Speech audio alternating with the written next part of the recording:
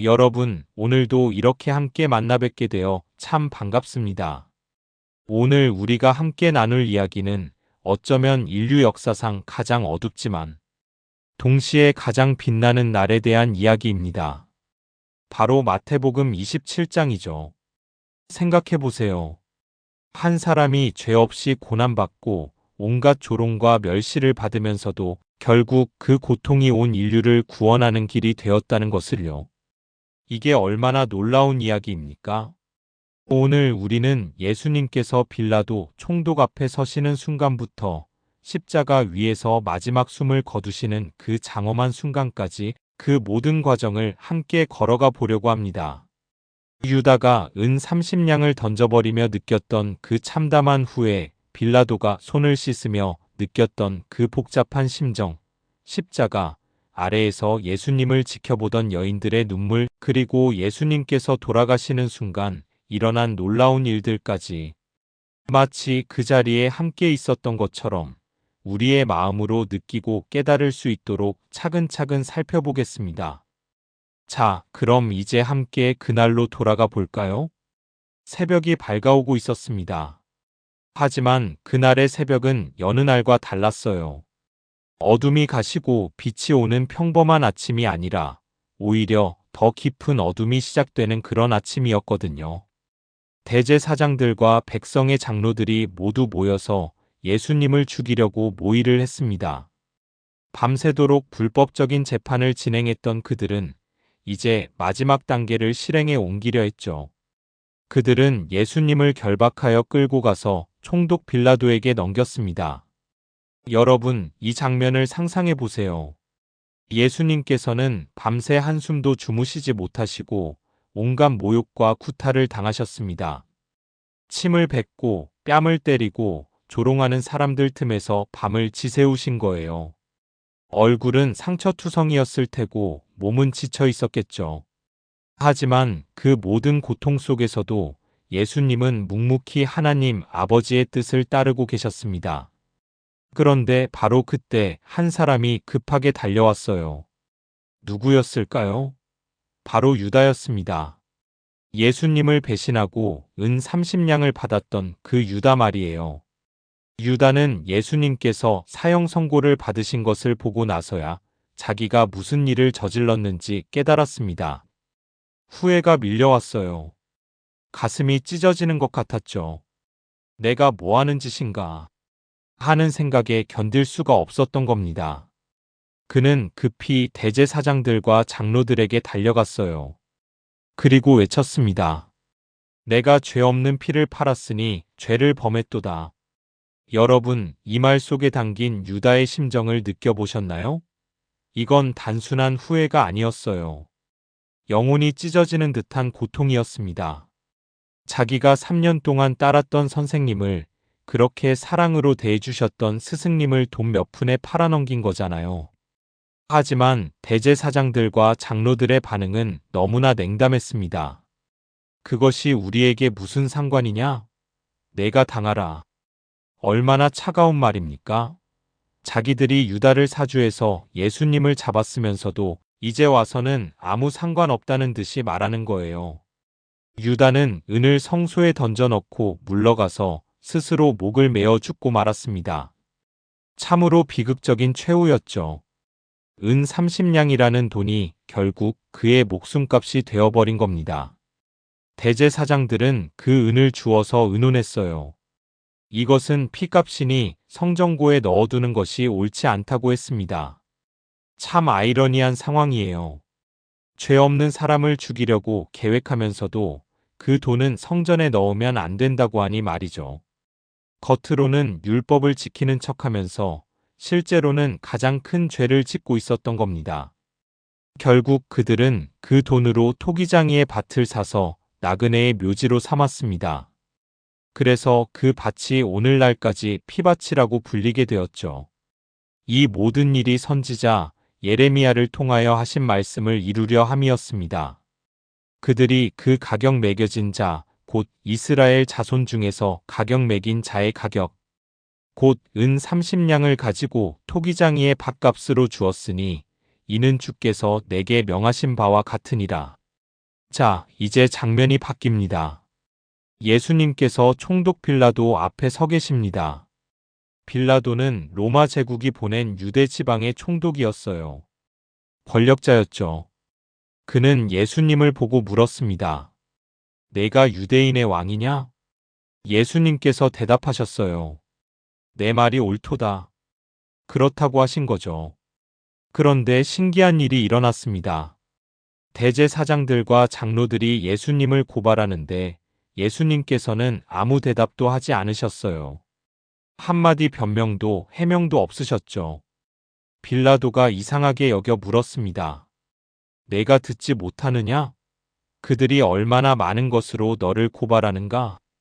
하지만 예수님께서는 한마디도 대답하지 않으셨습니다. 그 침묵이 빌라도를 크게 놀라게 했어요. 여러분, 이 침묵이 무엇을 의미하는지 아시나요? 이건 포기의 침묵이 아니었습니다. 오히려 확신의 침묵이었어요. 예수님께서는 자신이 가야 할 길을 정확히 알고 계셨거든요. 변명할 필요도 해명할 필요도 없으셨던 겁니다. 이것이 하나님 아버지의 뜻이라는 것을 아셨기 때문이에요. 그런데 마침 명절이었습니다. 명절이 되면 총독이 백성들이 원하는 죄수 한 명을 놓아주는 관례가 있었어요. 그때 마침 바라바라고 하는 유명한 죄수가 있었습니다. 이 바라바는 폭도였어요. 살인자였죠. 진짜 악한 사람이었습니다. 빌라도는 무리에게 물었어요. 너희는 내가 누구를 너희에게 놓아주기를 원하느냐? 바라바냐? 그리스도라 하는 예수냐? 왜 빌라도가 이런 질문을 했을까요? 성경은 그 이유를 분명히 말해줍니다. 빌라도가 그들의 시기로 예수님을 넘겨준 줄 알았기 때문이에요. 빌라도는 로마 총독이었지만 사람을 보는 눈은 있었던 거죠. 예수님이 죄가 없다는 것을 알았어요. 대제사장들이 단지 시기심 때문에 예수님을 죽이려 한다는 것도 알았습니다. 그런데 바로 그때 빌라도가 재판석에 앉아 있을 때 그의 아내가 사람을 보내어 전가를 했습니다. 저 옳은 사람에게 아무 상관도 하지 마옵소서. 오늘 꿈에 내가 그 사람으로 인하여 많은 고난을 받았나이다. 여러분, 이 얼마나 특별한 일입니까? 하나님께서 빌라도의 아내에게까지 꿈을 통해 경고하신 거예요. 예수님을 해치지 말라고요. 빌라도의 아내도 그 꿈이 너무나 생생해서 남편에게까지 전가를 보낸 겁니다. 하지만 대제사장들과 장로들은 무리를 충동질했어요. 바라바를 놓아달라고, 예수는 죽이라고 하도록 말이에요. 빌라도가 물었습니다. 둘 중에 누구를 너희에게 놓아주기를 원하느냐? 무리가 대답했어요. 바라바로 소이다. 빌라도가 다시 물었습니다. 그러면 그리스도라 하는 예수를 내가 어떻게 하랴? 그들이 다 소리쳤어요. 십자가에 못 박혀야 하겠나이다. 빌라도가 답답했던지 물었습니다. 어찌미냐? 무슨 악한 일을 하였느냐? 하지만 그들은 더욱 크게 소리 질렀어요. 십자가에 못 박혀야 하겠나이다. 여러분, 이 장면을 상상해 보세요. 광장에 모인 사람들이 목이 터져라 외치고 있어요. 십자가에 못 박으라. 십자가에 못 박으라. 그 함성 소리가 얼마나 컸겠어요? 귀가 먹먹할 정도였을 겁니다. 불과 며칠 전만 해도 이 사람들 중 많은 이들이 예수님을 환호하며 맞이했었어요. 호산나, 다윗의 자손이여 하고 외쳤었죠. 종려나무 가지를 흔들며 예수님을 왕처럼 맞이했던 사람들이에요. 그런데 이제는 같은 목소리로 십자가에 못 박으라 고 외치고 있는 겁니다. 사람의 마음이 얼마나 변덕스러운지를 보여주는 장면이죠. 빌라도는 아무 성과도 없이 도리어 밀란이 나려는 것을 보았습니다. 물을 가져다가 무리 앞에서 손을 씻으며 말했어요. 이 사람의 피에 대하여 나는 무죄하니 너희가 당하라. 얼마나 비겁한 모습입니까? 자기에게는 예수님을 석방할 권한이 있었어요. 로마 총독으로서 말이죠. 그런데 밀란이 두려워서 자기 자리가 위태로워질까봐 결국 손을 씻는 퍼포먼스로 책임을 회피하려 한 겁니다. 백성들이 다 대답했습니다. 그 피를 우리와 우리 자손에게 돌릴지어다.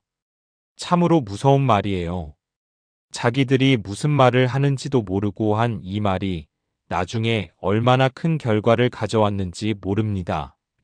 역사는 이 말의 무게를 증명해 왔거든요.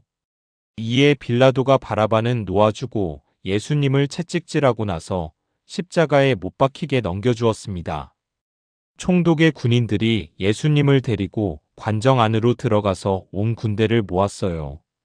그들은 예수님의 옷을 벗기고 홍포를 입혔습니다. 그리고 가시나무로 관을 엮어서 그 머리에 씌우고 갈대를 오른손에 들려주었어요. 여러분, 가시나무 관을 상상해 보세요. 날카로운 가시들이 머리에 박히면서 피가 흘러내렸을 거예요. 얼마나 아프셨겠어요? 하지만 이것은 육체적 고통만이 아니었습니다. 조롱이었거든요. 유대인의 왕이라고 놀리면서 씌운 거예요.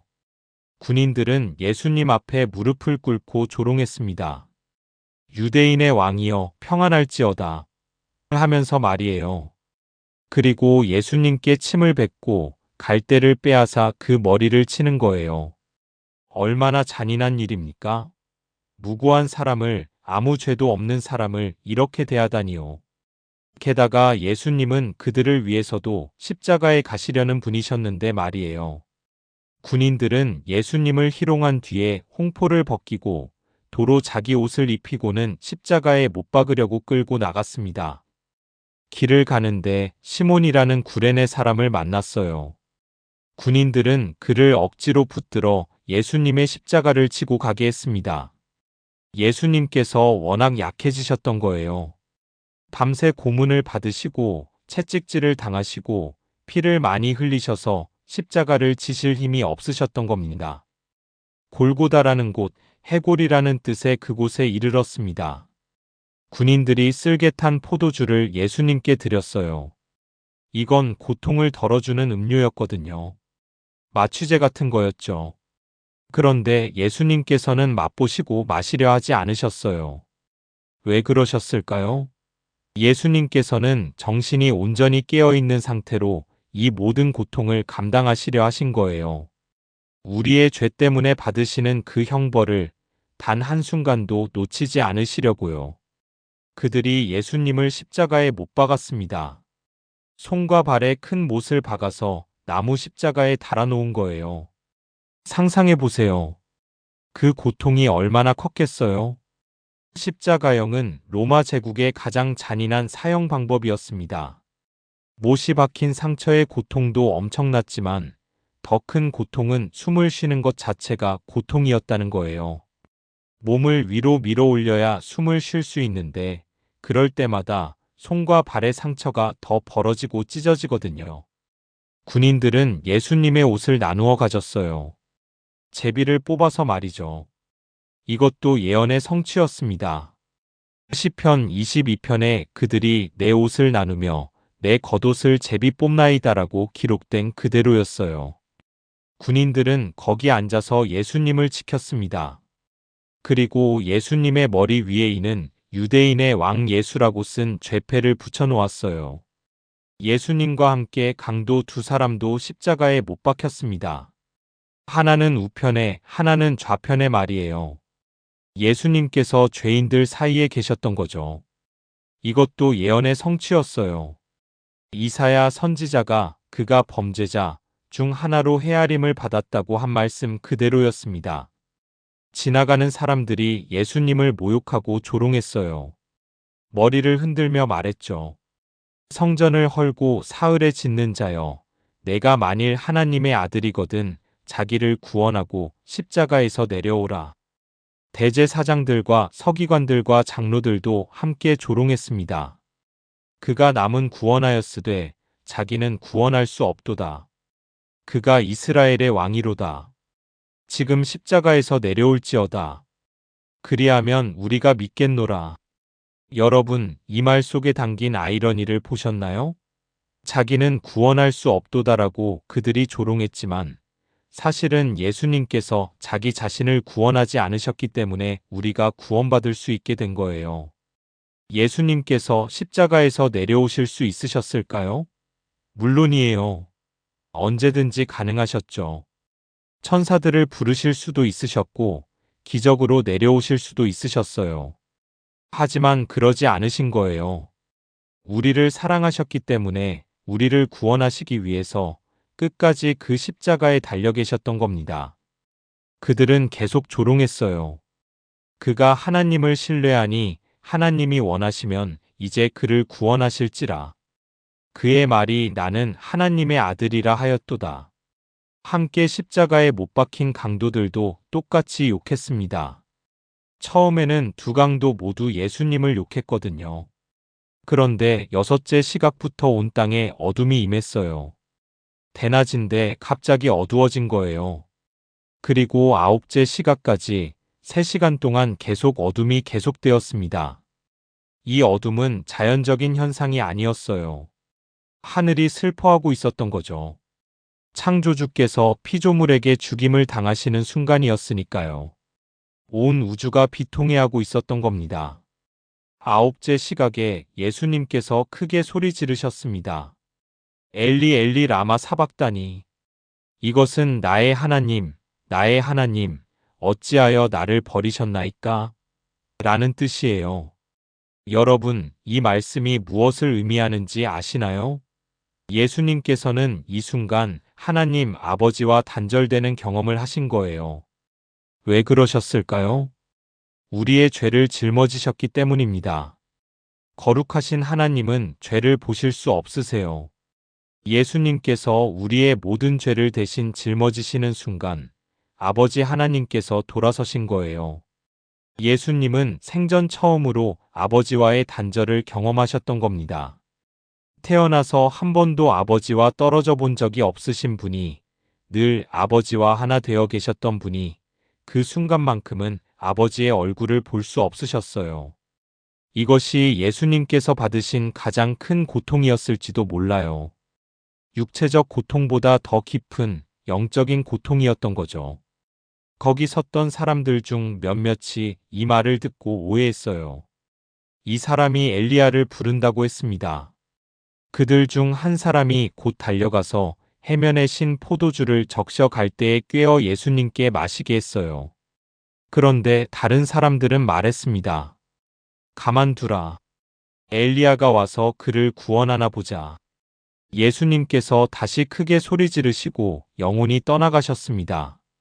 바로 그 순간 놀라운 일들이 일어났어요. 성소 휘장이 위로부터 아래까지 찢어져 둘이 되었습니다. 이 휘장은 성소와 지성소를 나누는 두꺼운 커튼이었어요. 사람의 손으로는 찢을 수 없을 만큼 두껍고 튼튼했죠. 그런데 위에서부터 아래로 찢어진 거예요. 이게 무엇을 의미하는지 아시나요? 이제 하나님과 사람 사이에 막힌 담이 허물어졌다는 뜻이에요. 예수님의 희생으로 말미암아 우리가 하나님께 직접 나아갈 수 있는 길이 열린 거죠. 땅이 진동하고 바위들이 터졌어요. 무덤들이 열리며 잠자던 성도들의 몸이 많이 일어났습니다. 예수님의 부활 후에 그들이 무덤에서 나와서 거룩한 성에 들어가 많은 사람에게 보였다고 해요. 백부장과 함께 예수님을 지키던 사람들이 지진과 그 일어난 일들을 보고 심히 두려워했습니다. 그들이 말했어요. 이는 진실로 하나님의 아들이었도다. 여러분, 이 백부장은 로마 군인이었어요. 수많은 사람들이 십자가에 달려 죽는 것을 봤을 거예요. 직업상 죽음을 많이 목격했던 사람이죠. 그런데 이번에는 달랐던 거예요. 예수님께서 돌아가시는 순간의 그 장엄함, 그 일어난 일들, 그 모든 것이 그로 하여금 고백하게 만들었어요. 이는 진실로 하나님의 아들이었도다. 멀리서 바라보는 여자들도 많이 있었어요. 그들은 갈릴리에서부터 예수님을 따르며 섬기던 사람들이었죠. 그 중에는 막달라 마리아와 야고보와 요셉의 어머니 마리아와 세베대의 아들들의 어머니도 있었습니다. 이 여인들을 생각하면 가슴이 아파요. 얼마나 슬펐겠어요.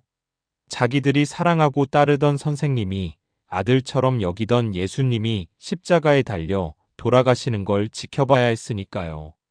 하지만 그들은 끝까지 그 자리를 떠나지 않았어요. 다른 제자들은 다 도망갔지만 이 여인들은 끝까지 남아서 예수님을 지켜봤습니다. 저물었을 때 아리마대 부자 요셉이라는 사람이 왔어요. 그도 예수님의 제자였지만 유대인들이 두려워서 숨기고 있었던 사람이었죠. 그런데 이제는 더 이상 숨길 수 없었던 거예요. 그가 빌라도에게 가서 예수님의 시체를 달라고 요청했습니다. 빌라도가 시체를 내주라고 명령했어요. 요셉이 예수님의 시체를 가져다가 깨끗한 세마포로 싸서 바위 속의 판자기 새 무덤에 넣어두었습니다. 그리고 큰 돌을 굴려 무덤 문을 막아놓고 갔어요. 거기 막달라 마리아와 다른 마리아가 무덤을 향하여 앉아 있었습니다. 마지막까지 예수님 곁을 지키고 있었던 거죠. 그 이튿날 곧 준비일 다음 날에 대제사장들과 바리새인들이 함께 빌라도에게 모여서 말했어요. 주여, 저 속이는 자가 살아있을 때에 말하되 내가 사흘 후에 다시 살아나리라 한 것을 우리가 기억하노니 그러므로 명령하여 그 무덤을 사흘까지 굳게 지키게 하소서. 그의 제자들이 와서 시체를 도둑질하여 가고 백성에게 말하되 그가 죽은 자 가운데서 살아났다 하면 후에 속임수가 전보다 더 클까 하나이다. 빌라도가 대답했습니다. 너희에게 경비병이 있으니 가서 힘대로 굳게 지키라. 그들이 가서 돌을 임봉하고 경비병과 함께 무덤을 굳게 지켰어요. 그들은 예수님께서 부활하실 것을 믿지 않았지만 그래도 혹시나 해서 철저히 지키려 했던 거예요. 하지만 그들은 몰랐어요. 사흘 후에 무슨 일이 일어날지를요. 여러분, 오늘 우리가 함께 나눈 이야기 마태복음 27장의 내용이 우리에게 무엇을 말해주고 있을까요? 첫째로 예수님께서 우리를 위해 치르신 대가가 얼마나 큰지를 보여줍니다. 예수님은 아무 죄도 없으셨어요. 한 점의 죄도 없는 완전히 의로우신 분이셨죠. 그런데도 가장 잔인한 방법으로 죽으셨어요. 왜요? 우리의 죄 때문이에요. 우리가 지은 죄의 대가를, 우리가 받아야 할 형벌을 예수님께서 대신 받아주신 거예요. 이것이 바로 대속입니다. 우리 대신 죽어주신 거죠. 둘째로 사람의 마음이 얼마나 변덕스러운지를 보여줍니다. 종려주일에 호산나 를 외치던 사람들이 며칠 뒤에는 십자가에 못 박으라 고 외쳤어요. 빌라도는 예수님이 무죄하다는 것을 알면서도 군중의 압력에 굴복했죠. 우리도 비슷하지 않나요? 때로는 주님을 열심히 따르다가도 어려운 상황이 오면 주님을 부인하고 멀어지기도 하잖아요. 셋째로 하나님의 계획은 반드시 이루어진다는 것을 보여줍니다. 사람들은 예수님을 죽이려고 온갖 악한 계획을 꾸몄지만 실제로는 그것이 하나님의 구원 계획을 이루는 과정이었어요. 성경의 모든 예언이 그대로 성취되었습니다. 넷째로 진정한 사랑이 무엇인지를 보여줍니다. 예수님은 자신을 조롱하고 침을 뱉고 십자가에 못 박은 바로 그 사람들을 위해서도 죽으신 거예요. 아버지, 저들의 죄를 용서하소서. 그들이 하는 것을 알지 못함이니이다라고 기도하셨잖아요. 이것이 진정한 사랑입니다. 원수까지도 사랑하는 사랑, 자기를 해치는 사람들까지도 용서하는 사랑이에요. 다섯째로 죽음이 끝이 아니라는 희망을 줍니다. 비록 예수님께서 십자가에서 돌아가셨지만 대제사장들이 무덤을 굳게 지키려 했지만 사흘 후에는 부활하실 거예요. 죽음은 끝이 아니었던 거죠. 우리도 마찬가지예요. 우리가 예수님을 믿으면 비록 육체는 죽더라도 영원한 생명을 얻게 됩니다. 죽음이 끝이 아니라 새로운 시작이 되는 거예요.